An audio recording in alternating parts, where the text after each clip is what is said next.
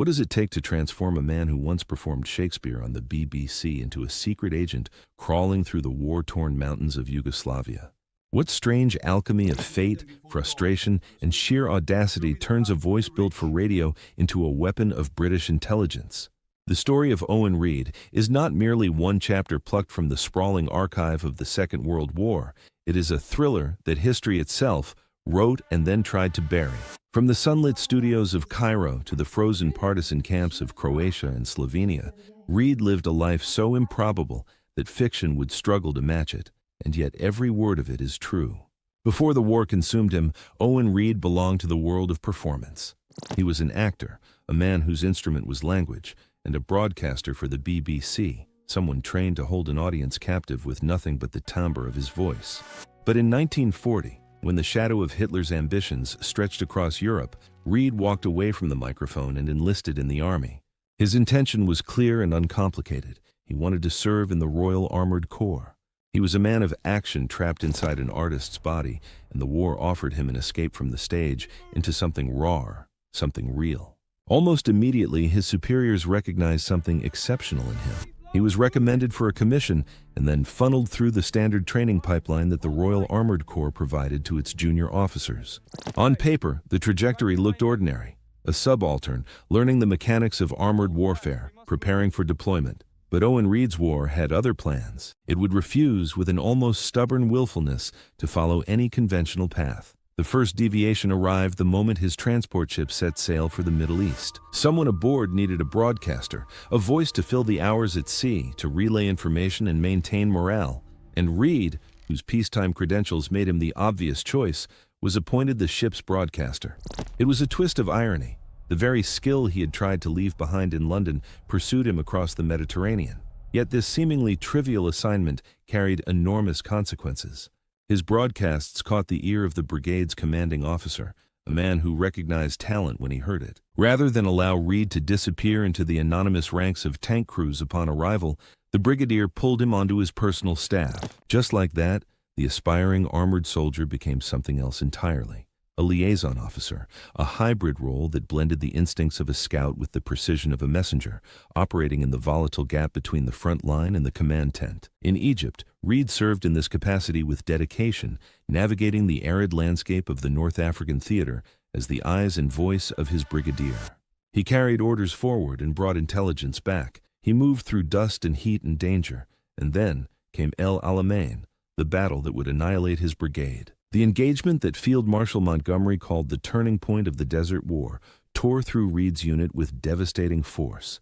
Men he had served beside were killed or captured. The brigade, as a functioning military formation, ceased to exist. And Owen Reed? He walked out of the carnage without a scratch. How does a man process that kind of survival? What does it mean to stand upright when the world around you has been shattered into fragments of steel and bone? The answer, as it turned out, was illness. The body, spared by bullets, surrendered to jaundice. For more than 6 months, Reed was sidelined, declared medically unfit, unable to serve, stranded in Cairo while the war raged on without him. It was during this long convalescence that the BBC reclaimed him once more. Promoted to captain, he found himself behind a microphone again, this time in the Cairo bureau, juggling news broadcasts with Arabic language programming and the mind-numbing tedium of office administration. Each day behind the desk was another day the war moved further beyond his reach. The frustration built like pressure inside a sealed chamber. He was a soldier who could not fight, a man of action buried under paperwork and broadcast schedules. By June of that year, something inside him snapped, not in despair, but in resolve. He decided he would find his way back to the front, no matter the cost. In a letter to his family, he wrote with quiet finality, "The time has come for me to go." To what, he admitted, he did not know. But he had consumed all that Cairo could offer him. He was looking for another job. What Reed could not have known was that destiny was already constructing the bridge he needed, and it led not back to the armored divisions of a conventional army, but into the clandestine labyrinth of British intelligence. The Secret Intelligence Service, known formally as SIS and colloquially as MI6, had been watching Yugoslavia with growing intensity since the very first days of the conflict. It was one of the few European nations where SIS had actually expanded its operations after the outbreak of war. Before the German occupation in April of 1941, their officers had operated out of the British Passport Control Office in Belgrade and maintained a network of consulates in Zagreb, Split, and scattered locations across the country. Their agents were drawn primarily from the British business and academic communities, expatriates with local knowledge and the kind of quiet courage that intelligence work demands.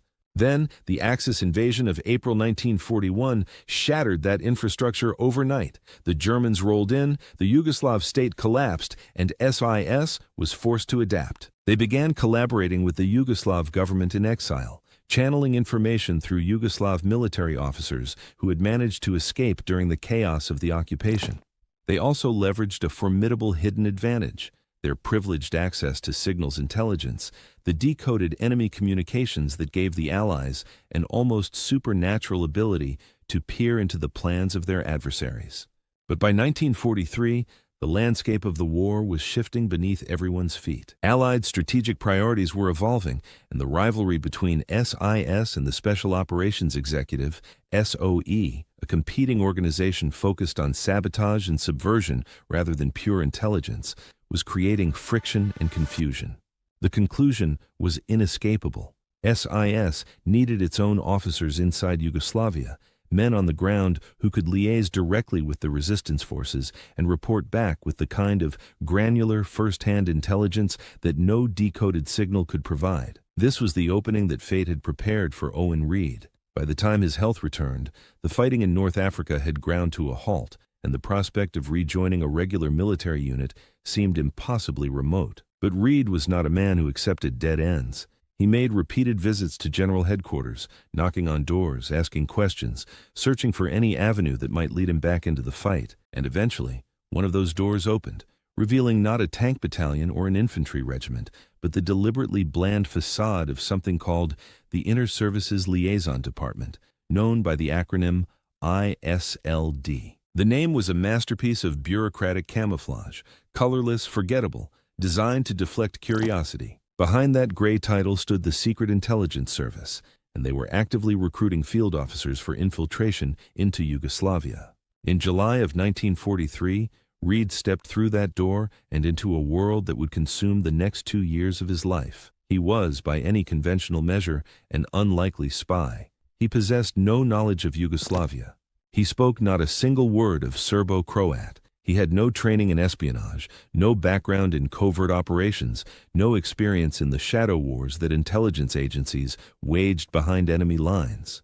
But what he did possess was something rarer, and in the peculiar calculus of wartime recruitment, perhaps more valuable. He had a broadcaster's instinct for collecting and organizing information, the ability to sift through noise and extract what mattered. He had proven, during his months as a liaison officer in the desert, that he could operate alone in remote and hostile territory without losing his nerve or his judgment. He understood the mechanics of military staff work, and he had demonstrated, through his time at the BBC's Arabic service, a genuine linguistic aptitude that suggested he could learn quickly what he did not yet know. SIS looked at Owen Reed and saw not a polished intelligence professional, but a raw instrument that could be sharpened to their purpose. He was recruited, given a rudimentary training, barely enough to distinguish a dead drop from a diplomatic pouch, and then dispatched into occupied Croatia with a radio operator and an interpreter, tasked with embedding himself among Tito's partisans. What followed was nothing short of extraordinary. Reed's first mission to Croatia would prove to be the most successful of his 3 SIS assignments, and it cemented his reputation as an operative of exceptional resourcefulness. Promoted to major, he assumed command of the entire British mission in Croatia, a position that required him to serve 2 masters simultaneously: SIS under the cryptonym Judge and SOE under the codename Fungus. The duality was a logistical nightmare and a testament to the tangled bureaucracy of wartime intelligence, but Reed navigated it with remarkable dexterity. He operated frequently within dangerously close proximity to enemy forces, living under constant threat. Luftwaffe bombing raids and strafing runs became a routine feature of his existence, the kind of routine that could kill you on any given afternoon. Through his partisan hosts, he established a steady pipeline of intelligence flowing back to Allied command, including precise information about the locations of enemy military installations. That intelligence was not academic. It was fed directly into the targeting systems of Allied airstrikes, turning Reed's reports into bombs that fell on German positions across Croatia. He was not merely gathering information, he was directing the war from behind enemy lines. Simultaneously, Reed managed the complex logistics of supply delivery to the partisans, arranging for ever-increasing quantities of weapons, ammunition, food, and equipment to be dropped into occupied territory. His crowning operational achievement, however, was the creation of functional landing grounds, airstrips carved out of hostile terrain where transport aircraft could not only deposit stores, but also evacuate the war's most vulnerable human cargo. The wounded, orphaned children, escaped prisoners of war, and downed Allied airmen. Each evacuation flight represented a minor miracle of coordination between Reed, his partisan counterparts, and the Allied air forces. Lives were saved because Owen Reed refused to accept that the impossible was actually impossible. He served in this capacity until the end of June 1944, when he was finally pulled out and flown back to London. The reason for his recall was political, not military. Reed carried with him intelligence about the partisans' territorial ambitions in Venezia Giulia, the bitterly disputed border region between Yugoslavia and Italy. SIS debriefed him thoroughly and then decided his next assignment, Istria, a peninsula adjacent to Venezia Giulia, where the political situation was deteriorating rapidly. He arrived at the beginning of September and immediately discovered that the operational environment bore almost no resemblance to the one he had mastered in Croatia. The peninsula was crawling with Allied covert organizations, a chaotic tangle of competing agencies working without coordination, stepping on each other's operations, and collectively alienating the partisans.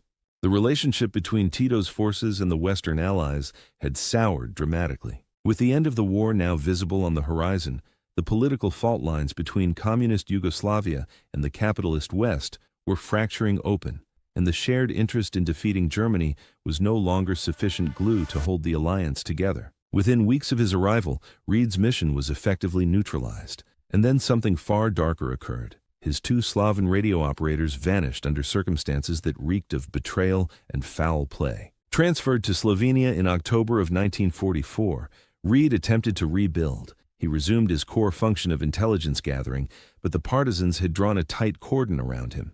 His sources of information were strictly controlled. His movements were monitored with suffocating precision.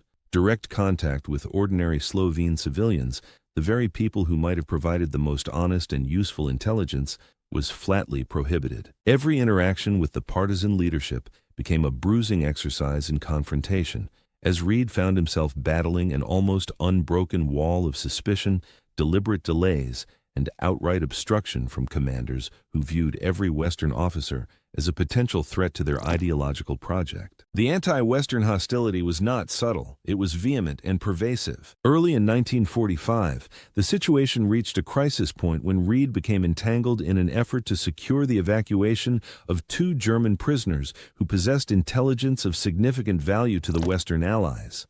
The partisans refused to cooperate, the prisoners remained in their hands, and Reed, having exhausted every diplomatic option, was withdrawn to Italy. But Owen Reed was not finished. In March of 1945, he received his final assignment, a return to Croatia under the new cryptonym Outlaw. This time, his brief was even broader. He would represent both SIS and the British military mission to Yugoslavia during what everyone understood would be the war's concluding act. And what an act it was! Reed marched alongside the partisans during their triumphant final advance on Zagreb, the Croatian capital, witnessing firsthand the culmination of years of brutal guerrilla warfare. He entered the city shortly after its liberation, walking through streets that still echoed with gunfire and celebration. And there, amid the rubble and euphoria, he was appointed, on behalf of the Foreign Office, as the British consul in Zagreb. The actor from London, the broadcaster from Cairo, the spy from the Croatian mountains was now a diplomat. In this extraordinary new capacity, Reed blended consular duties with his intelligence mission, providing SIS with an unusually vivid and textured portrait of the communist takeover unfolding across Croatia. He observed the mechanisms of revolutionary power at close range, the seizures, the purges, the propaganda, the slow strangulation of dissent. His reports painted a picture that was both detailed and deeply unsettling, offering London a ground-level view of what the new communist order actually looked like in practice. But even as he documented this transformation, His own freedom was evaporating. The Trieste confrontation, that tense standoff between Yugoslav and Allied forces over control of the strategically vital port city, had poisoned the already fragile relationship between the Western Allies and Tito's government beyond repair. Reed's ability to operate, to move, to gather information was progressively curtailed, and then, in June, the final blow fell. He was declared persona non grata and ordered to leave. The man who had parachuted into occupied territory, who had survived Luftwaffe attacks and partisan suspicion and the grinding loneliness of clandestine life behind enemy lines, was simply told to go. His war, that strange, improbable, magnificent war, was over.